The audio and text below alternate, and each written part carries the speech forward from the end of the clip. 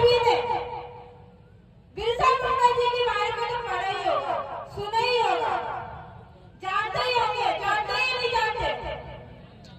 हाथ खड़ा करें ऐसे करके। जानते हैं ना? तो ये हमारा आदिवासी समुदाय बिरसा मुंडा जी को जानते हैं, उनका इतिहास भी जानते हैं कि उन्होंने क्या किया क्या नहीं किया। लेकिन मुझे ऐसा लगता है इस देश का शासन प्रशासन, इस देश के नेता मंत्री, इस देश के जो वन विभाग मंत्रालय है, लगता है वो बिरसा मुंडा जी को नहीं जानते, ना उनके इतिहास को जानते हैं।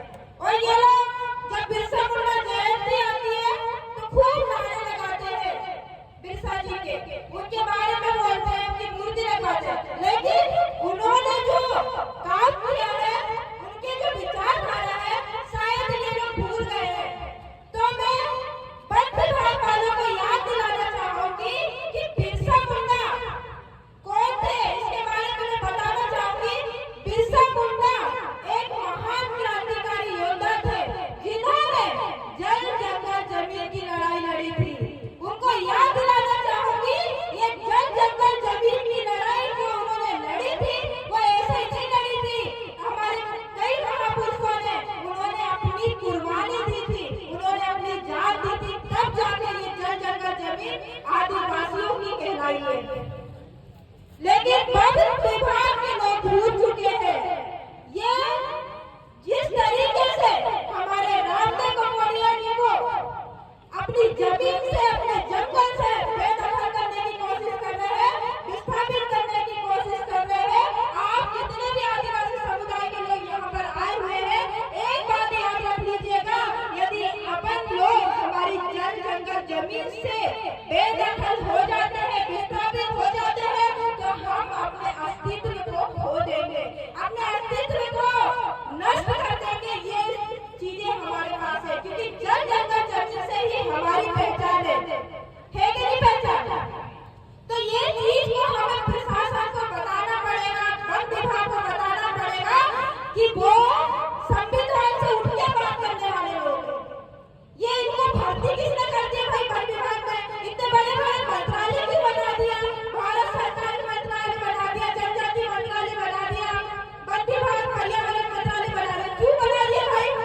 कि आदिवासियों की जल जमीन को लूटे ये लोग कब्जा करे और बोले बराबर ये तो सरकार की है, ये तो सरकार की है। ये भूल गए हैं कि जो इस देश का मूल मालिक है, आदिवासी है, वो इस देश का, इस जमीन का, इस जंगल का मालिक है। तो ये जमीन किसकी है? बोला हमारी है। ये जमीन किसकी है? हमारी है। ये जंगल किसका है? ये जल किसका है? तो ये चीज को हमें भूलना नहीं चाहिए और इन वन विभाग वालों को बता दीजिए, हमारे मूल मालिक जिसके हम मालिक हैं, यहाँ आने की कोशिश ना करें, नहीं तो उल्टे पैर आपको भगाने में हम पीछे नहीं हटेंगे। लेकिन क्या है कि बाबा साहब अम्बेडकर जी ने इतना अच्छा संविधान हमको दिया है ना, उसके तहत हमको चलना है। नहीं तो आदिवासी किसी के सामने झुकने वाला नहीं है, ना कोई एसटीओ एससीओ कोई झुकने वाला नहीं है। लेकिन इनको याद दिलाना पड़ेगा हम लोगों को। आप लोगों को मैं एक बात और बताना चाहूंगी। रामदेव भाई ने अपनी 5 बातें लिखी है कि जो